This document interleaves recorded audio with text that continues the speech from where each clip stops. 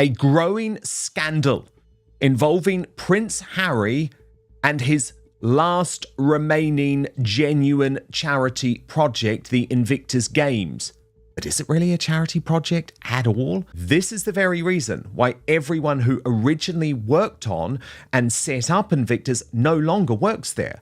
Boeing just quietly walked away from the Invictus Games, and the timing couldn't be worse. Boeing was the biggest single corporate sponsor of the 2025 Vancouver Whistler Games, serving as co-presenting sponsor right alongside ATCO. That's not a small deal. That's the anchor of the whole financial structure, and now that anchor is gone.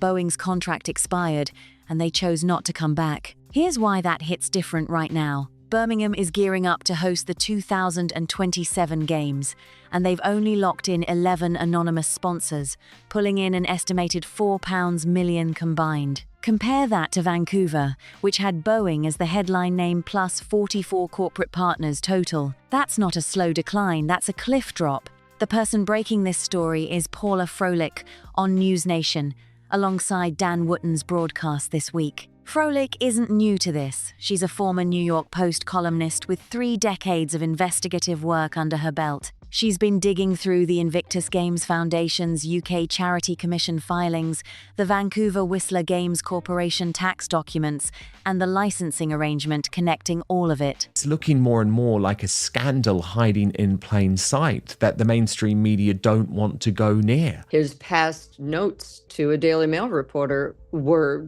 made public, and he was mocking and saying how much he hated going out and pressing the flesh. They were not invited, and Meghan was upset because while she's never been invited, and her people kept saying, she doesn't go, that's not her thing. And I'm like, that's a load of horse twaddle, because she is always said she wants to be in fashion and that fashion is her jam. What she found isn't just concerning, it's structurally damning. The numbers are now on the public record through her Paula Froelich Uncensored Substack and her News Nation reporting.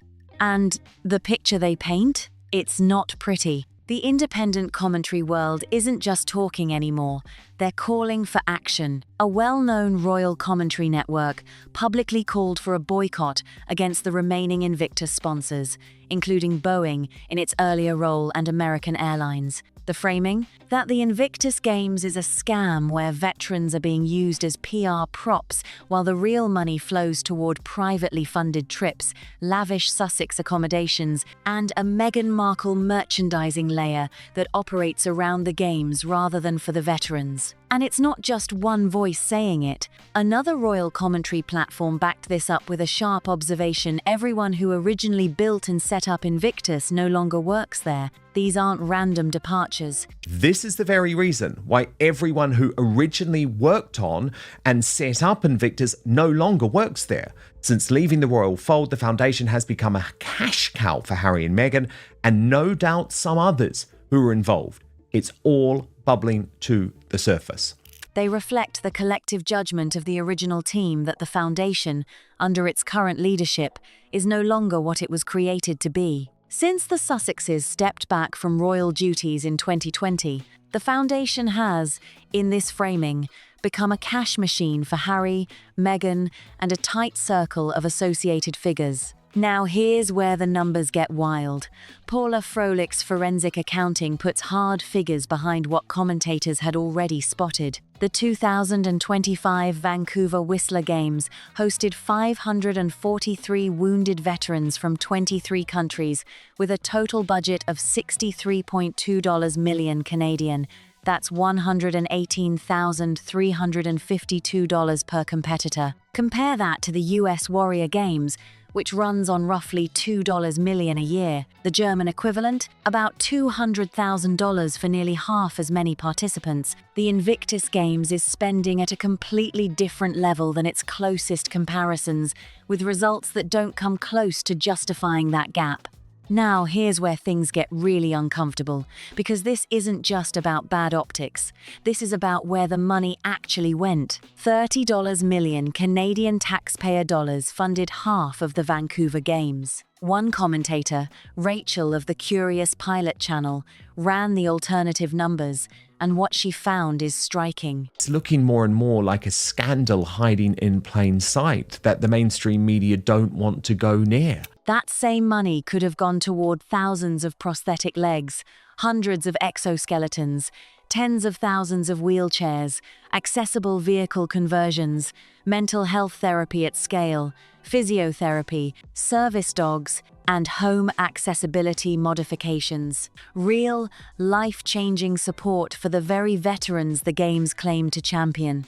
So how does the money actually move? The Vancouver Whistler Games Corporation collected the public funds and corporate sponsorships, then paid a licensing fee to the Invictus Games Foundation, the British charity that owns the brand. Here's the problem. The amount of that licensing fee is completely redacted in public filings. No commercial reason, no privacy justification, no security excuse, just blacked out. That redaction is the exact mechanism blocking the public from knowing how much taxpayer money flowed into the charity's reserves instead of reaching veterans directly. Then Froelich read the 2024 Charity Commission filings, and the numbers tell their own story. I think it's people get freaked out by tax returns. And I also think sometimes people are a little bit lazy. They hear things, they say, oh, Invictus Games, 4 Wounded Warriors, which sounds like the Wounded Warrior Games. And people think, oh, this must be great. And a lot of people are unclear how to read a tax return or to check stats. And so I think it was just very easy to say, oh, the Invictus Games, it's great. It does all this. Direct grants to veteran organizations were slashed by 63%, dropping from £534,000 to just £200,000.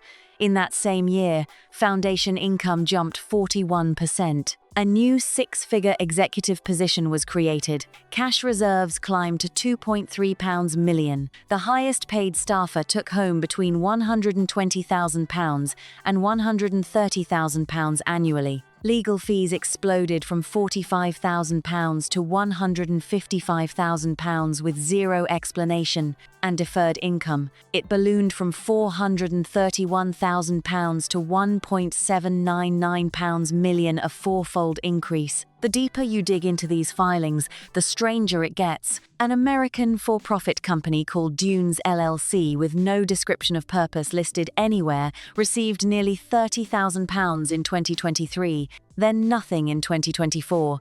No explanation, just gone. And if that wasn't enough, the same filing document contains 2 different company registration numbers, one on the cover page, another on the balance sheet. Harry has to go to Birmingham this summer. He has to drum up some sort of business because at this point, A, it's just embarrassing. And B, yes, government funds are supposed to cover about half, but the other half are supposed to come from private companies and private individuals. And nobody's dropping a dime anymore because they are also saying, how come this costs so much money? And also, the other thing is you have to understand other people aren't showing up. People are not coming to watch these games. They are volunteers who outnumber not only competitors, but everyone else by like 5 to 1. That's not a typo. That's the kind of irregularity that should never make it through professional charity accounting. Then there's the foundation's headline claim that 92% of every pound goes to charitable activities. Technically, that falls within UK Charity Commission guidelines. But here's the catch. Charitable activities in their own accounting includes hotel costs, transportation, event production, ceremony expenses, and broadcast contracts. The actual direct grants to veterans, already slashed by 63%, are buried inside that much larger number. The 92% figure is technically accurate and operationally misleading at the same time. It's event production with charity branding wrapped around it. Investigative author Tom Bauer's book Betrayal adds another layer, documenting findings that Invictus funds have been directed toward private jets, 5-star hotels, and personal transportation arrangements for Harry and Meghan. The pattern Bauer describes is a charity vehicle being converted into a personal logistics operation. I am not diminishing PTSD at all. But again, those funds could have really gone for PTSD help. Yes. They could have gone for a lot of other Because things that PTSD would doesn't actually impact how you physically compete. That is Right. the critical difference here. Right. Exactly. And it's putting people on different scales, and also it's not supporting the Nigerian wounded. So it was really interesting, if you will. And by interesting, I mean gag-inducing. Separately, the Wakeford analysis covered by Wooten identified Invictus as the only Sussex-affiliated charity still functioning at scale, and it's easy to see why it's the last one standing. Africa Parks is facing an active investigation involving rangers in the Congo. Centerbale is caught up in the Dr. Sophie Shandauka High Court case. Archwell has been largely shut down. Invictus is all that's left. And now Froelic's forensic work suggests that Invictus too is showing the same financial dysfunction that has followed the broader Sussex charitable operation from the start. This next part raises serious questions about what the Invictus Games has actually become. Tom Bauer's betrayal documents a moment from a Vancouver wheelchair basketball match between America and Nigeria that stopped people in their tracks. The Nigerian team needed wheelchairs, the American team didn't. When the game ended, the American players simply stood up and walked off the court. Now, to be fair, the expansion to include veterans dealing with conditions like post-traumatic stress disorder is defensible. PTSD is real, it's serious, and it deserves recognition. But PTSD doesn't produce physical mobility limitations, and that distinction matters. Well, it's the Dr. Sophie Chandoka thing, isn't it? Which is that yes. basically, if you admit the truth to Prince Harry, which is that you are now a hindrance to us raising funds, your connection actually makes it more difficult for us to go ahead and turn this into a success. All of a sudden, he explodes. And of course he explodes. But the problem is, Paula, he is going to cling onto this for dear life. Because the public has been led to believe the Invictus Games is specifically about wounded service members competing in adapted sport, meaning sport designed around physical limitations. Compare that to the Paralympics, which applies strict classification rules, ensuring competitors face genuinely comparable physical challenges. Invictus has no equivalent classification system. The result? Matches where the structural meaning of the equipment being used is no longer clear to anyone watching. Wooten puts it plainly, if the Games has expanded to include veterans carrying invisible wounds rather than physical ones, that's a conversation worth having openly. But right now, the public framing hasn't caught up to that reality. The label wounded service member carries a very specific meaning in the public mind, and that meaning is quietly being stretched without any transparent communication about what the Games has actually evolved into. And here's a question nobody in the official press seems willing to ask out loud. Harry himself has spoken publicly multiple times about his own mental health struggles, including PTSD symptoms, the fetal position story he's repeated 3 times during the Australian tour, and the burnout narrative from his Nepal visit. So if mental scars now qualify veterans for Invictus competition, why doesn't Harry compete himself? The uncomfortable answer is obvious, because mental health challenges don't actually impact physical competitive capacity the way physical wounds do. The Paralympic distinction exists for a real biological reason. Well, you also know how he feels about it, because during the court case with the Daily Mail, his past notes to a Daily Mail reporter were made public, and he was mocking and saying how much he hated going out and pressing the flesh, when frankly, buddy, that's what you're there for. He seems to think I'm doing the job I was born to do, but I don't know if he understands that job. Invictus blurring that line creates competitive scenarios that simply don't match what the public thinks they're watching. Then Froelich drops another bombshell about the Vancouver Games. The audiences were nearly empty. Volunteers outnumbered competitors roughly 5-1. And those same volunteers outnumbered the paying crowd by an even wider margin. The packed, energetic scenes the public saw, those crowds assembled specifically around Harry and Meghan during carefully timed 10-minute venue appearances engineered for the cameras. Outside those calibrated photo moments, The venues were largely bare. What that tells you is that Invictus has quietly transformed from a sporting event into a content production operation. The competitions are the backdrop, the veterans are the supporting cast, and the real output is a stream of polished photographs of Harry and Meghan funded substantially by taxpayers. Birmingham 2027 makes the financial picture even harder to defend. The UK government has committed up to £26 million in public funds to host the next Games, in a city that declared bankruptcy in 2023, only exiting that status in February 2026, and still struggling to deliver basic services like reliable rubbish collection. Committing £26 million to a prestige event in a city that can't collect its own rubbish is a decision that's going to be very difficult to justify. They were not invited, and Meghan was upset because while she's never been invited, and her people kept saying, she doesn't go, that's not her thing. And I'm like, that's a load of horse twaddle, because she is always said she wants to be in fashion and that fashion is her jam, as opposed to the runny spread that is her jam. But she has always said this is her main thing. And to not be invited is a huge snub. And she thought that this year she could be, because Venus Williams was on the host board. She was hosting, as well as Beyonce. The original financial model expected government funding to cover roughly half the budget, with corporate sponsors and donations filling the rest. Birmingham has 11 sponsors contributing around £4 million. The rest of that corporate target? Still wide open. Boeing is out.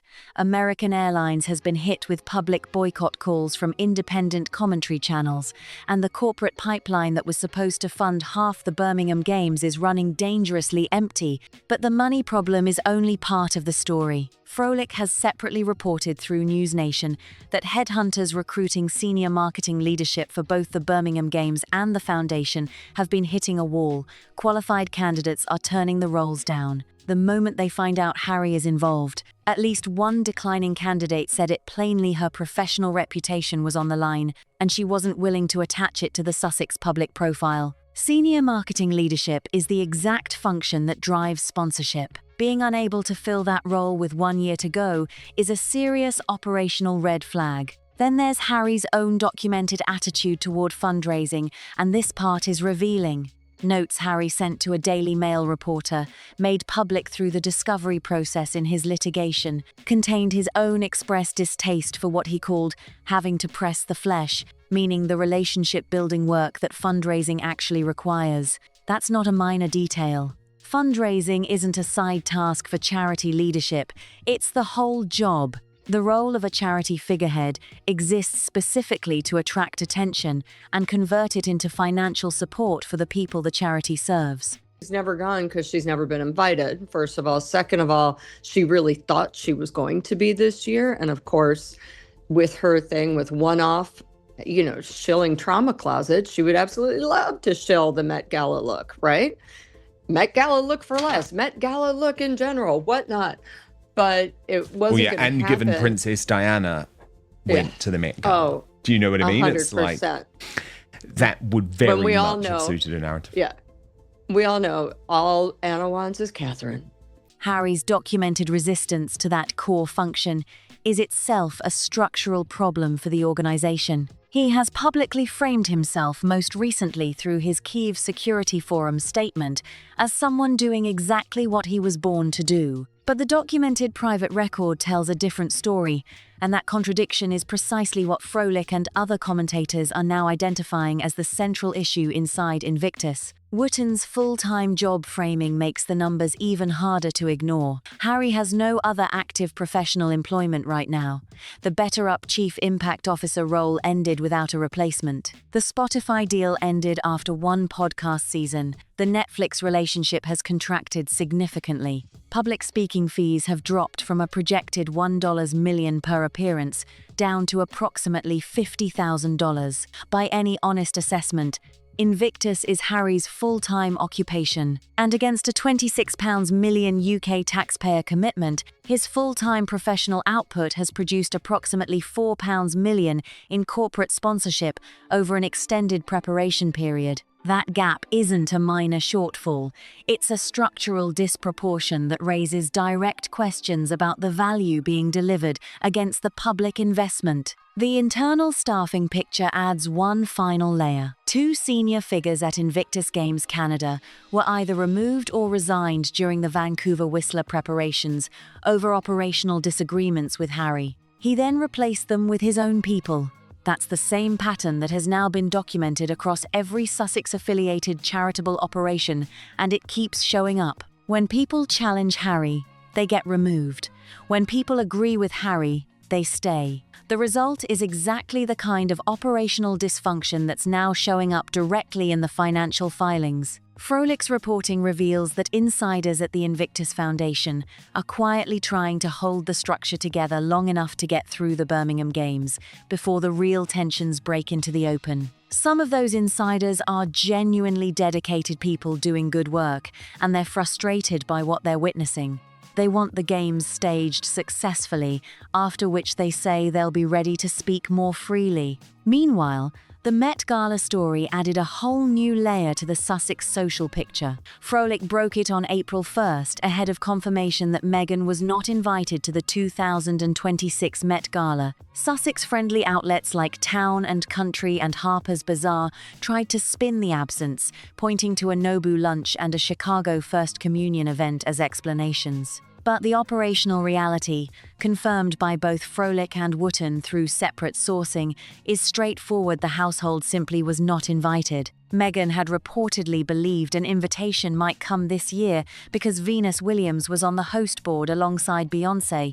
It didn't happen. Froelich's framing is direct. Beyoncé is done with the Sussex friendship. Venus Williams reportedly can't stand Meghan. And Serena Williams' previously close bond with Meghan is being iced out. Serena's decision to be photographed in New York, alongside Emma Thynne, the Marchioness of Bath, and the first black woman to marry into a major British aristocratic family, and Edward Enninful, captured that social realignment in a single set of images. And Anna Wintour, who holds a Dame of the Empire title and maintains close personal friendships with King Charles and Queen Camilla, is simply not someone who would place Meghan on any guest list. Shifting gears, Prince George's schooling decision is now generating its own buzz. The Sun reported that William and Catherine visited Oundle School in Northamptonshire, a name that hadn't previously appeared on any public shortlist for George. Oundle costs £59,000 a year,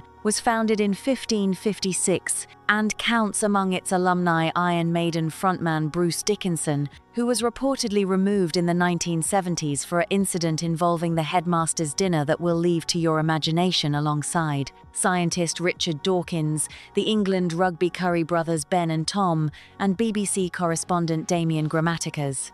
George turns 13 this year and wraps up at Lambrook School in Berkshire this summer. Royal commentary had long assumed Eton Williams' alma mater, sitting just 3 miles from Windsor Castle, was the obvious next step. Marlborough College, where Catherine studied, has also been in the conversation. Oundle is 100 miles from the family's Forest Lodge home in Windsor, meaning George would board there. Wootton's read is that William and Catherine appear to be deliberately moving away from the Eton default, and Froelich adds an interesting structural lens, Catherine's own family experience, where the Middleton siblings attended Marlborough together and built strong bonds, stands in sharp contrast to the Charles and William generation model, where siblings went to different schools and family cohesion suffered for it. The comparison between Charles and his siblings, and then William and Harry, suggests that separate schooling can quietly damage family relationships in ways that shared experiences can prevent. Catherine, it seems, wants something different for her 3 children.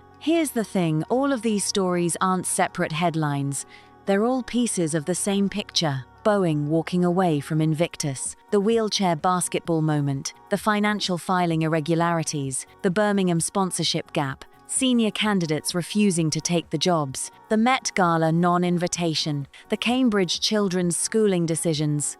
Every single one of these is part of the same broader institutional sorting process happening in real time, and once you see the full pattern, you can't unsee it. Let's start with what Boeing's exit actually means, because this isn't just a sponsorship swap.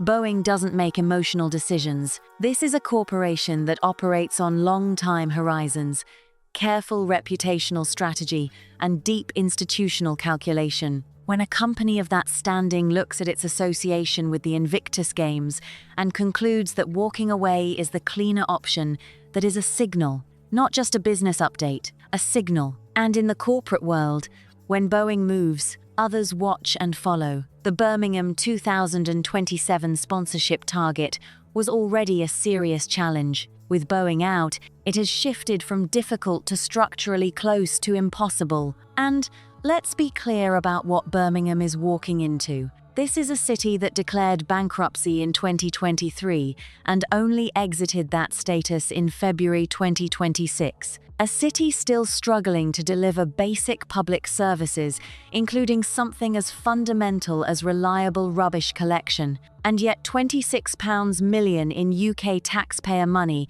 has been committed to host a games event there. That's not a footnote, that's a political decision that is going to demand answers, especially as the corporate sponsorship side continues to fall short. Right now, Birmingham has secured 11 anonymous sponsors, contributing an estimated £4 million combined. The rest of that target, wide open, unfilled, and the clock is ticking.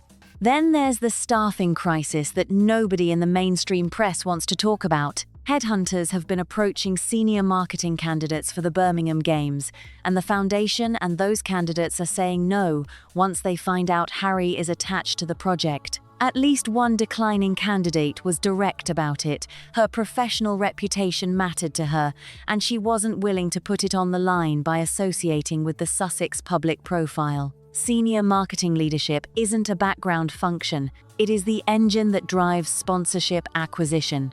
Being unable to fill that role with 1 year to go isn't just an HR problem, it's an operational crisis hiding in plain sight. And Harry's own documented attitude toward the fundraising work makes this even harder to defend. Notes from Harry that were made public through the discovery process in his Daily Mail litigation revealed his own expressed distaste for what he called having to press the flesh, the relationship building, donor engaging, sponsor courting work that charity leadership actually requires. That's not a rumor, that's his own words on the record. And here's the structural problem: fundraising isn't a side task for a charity figurehead. It is the entire job. The role exists to attract attention and convert it into financial support for the people the charity is supposed to serve. Documented resistance to that core function is a direct disqualification for the role, no matter how compelling the public framing sounds. Speaking of public framing, Harry has positioned himself, most recently through his Kyiv Security Forum statement, as someone doing exactly what he was born to do. But the financial record, the staffing record, and his own private correspondence tell a different story. That gap between the public narrative and the documented reality is precisely what Froelich, Wotton, and other commentators are now identifying as the structural heart of the Invictus problem. The financial filings make it concrete. Direct grants to veteran organisations were cut by 63%, from £534,000 down to £200,000 in the same year that foundation income rose 41%. A new six-figure executive role was added. Cash reserves grew to £2.3 million. Legal fees jumped from £45,000 to £155,000 with no explanation offered. And deferred income ballooned from £431,000 to £1.799 million. That's a fourfold increase. Meanwhile, the Foundation's headline claim is that 92% of every pound goes to charitable activities, but that figure includes hotel costs, event production, transportation, broadcast contracts, and ceremony expenses. The actual direct grants to veterans are buried inside a much larger number, and the 92% figure, while technically within UK Charity Commission guidelines, is operationally misleading in a way that should be making headlines. Then there's the licensing fee, the mechanism through which public money flows from the Vancouver Whistler Games Corporation to the Invictus Games Foundation. That fee is completely redacted in the public filings. No commercial justification, no privacy reason, no security explanation, just blacked out. That redaction is the exact structural barrier preventing the public from understanding how much of their taxpayer money ended up in charity reserves rather than reaching the veterans it was raised in the name of. And the veterans deserve better than this. $30 million Canadian taxpayer dollars funded half the Vancouver Games. That same money, by one commentator's alternative calculation, could have provided thousands of prosthetic legs, hundreds of exoskeletons, tens of thousands of wheelchairs, large-scale mental health therapy, physiotherapy, service dogs, and home accessibility modifications for the very people the Games claims to champion. Instead, the 2025 Vancouver Games spent $63.2 million Canadian for 543 competitors, $118,352 per competitor, while the US Warrior Games runs on roughly $2 million a year, and the German equivalent operates on approximately $200,000. The wheelchair basketball moment from Vancouver captures the identity crisis at the heart of the Games in a single image. During a match between America and Nigeria, the Nigerian team needed wheelchairs. The American team didn't. When the game ended, the American players stood up and walked off the court. That moment raises a direct question about what the Invictus Games has actually become. The expansion to include veterans dealing with invisible wounds like PTSD is a conversation worth having, but it's a conversation that hasn't been had openly with the public. The label of wounded service member carries a specific meaning, and that meaning is being quietly stretched without any transparent communication about what the Games has evolved into. Off the court, the audiences told their own story. Volunteers outnumbered competitors roughly 5-1 at Vancouver. Those same volunteers outnumbered the paying crowd by an even wider margin. The packed scenes the public saw were assembled specifically around Harry and Meghan's carefully timed 10-minute venue appearances engineered for the cameras. Outside those calibrated photo moments, the venues were largely empty. What that tells you is that Invictus has quietly transformed from a sporting event into a content production operation. The veterans are the supporting cast. The real output is a stream of polished photographs, and the tab is being picked up substantially by taxpayers. Now zoom out and look at the full institutional picture. The Met Gala non-invitation. Beyoncé reportedly done with the Sussex friendship. Venus Williams reportedly unable to stand Meghan. Serena Williams' previously warm bond being iced out, with Serena choosing instead to be photographed alongside Emma Thynne, the Marchioness of Bath, and Edward Enninful in a single sequence of images that captured a social realignment louder than any statement could. Anna Wintour, Dame of the Empire, close personal friend of King Charles and Queen Camilla, not a person who would place Meghan on any guest list under any circumstances. The social infrastructure that once surrounded the Sussexes is contracting, and it's contracting fast. And while that contraction accelerates, the Wales family is moving in the opposite direction entirely. William and Catherine were recently reported to have visited Oundle School in Northamptonshire, a school founded in 1556, costing £59,000 annually, counting Bruce Dickinson, Richard Dawkins, and the Curry brothers among its alumni as part of a broader, thoughtful process of choosing the right environment for Prince George as he turns 13 this summer. The deliberate consideration of multiple options, rather than defaulting to Eton, reflects a family making decisions rooted in long-term cohesion, rather than institutional habit. Catherine's own experience growing up alongside her siblings at Marlborough, building the kind of tight family bonds that have defined the Middleton unit, appears to be the model she wants for her own 3 children. The contrast with the Charles and William generation, where separate schooling contributed to weaker sibling relationships over time, is not lost on anyone paying attention. So here is where everything lands. The Boeing departure, the Birmingham sponsorship gap, the financial irregularities, the staffing refusals, the audience numbers, the wheelchair basketball anecdote, the Met Gala exclusion, the Sussex social contraction, the Wales family's quiet, steady forward momentum. These are not random separate stories happening to collide in the same news cycle. They are facets of the same institutional sorting process, playing out across commercial, social, and family dimensions simultaneously, and accelerating. The taxpayer commitment of £26 million now looks set to carry a disproportionate share of the Birmingham budget. The political cost of that reality is the next stage of this story, and it is coming. This is exactly the kind of reporting that needs to be seen and shared widely, because real public money and real veterans are at the center of it. If this deep dive breakdown is what you're here for, hit that like button right now and make sure you're subscribed so you never miss when we go this deep again. Share this one with someone who needs to see the full picture. Drop your thoughts in the comments below. We genuinely read every single one, and we will see you in the next one.